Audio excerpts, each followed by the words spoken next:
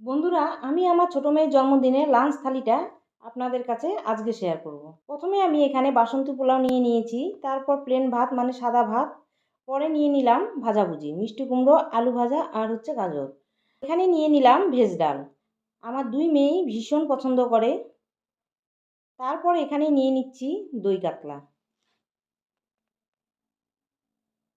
আর এখানে থাকছে সর্ষে ইলিশ, সর্ষে পোস্ত দিয়ে করেছি।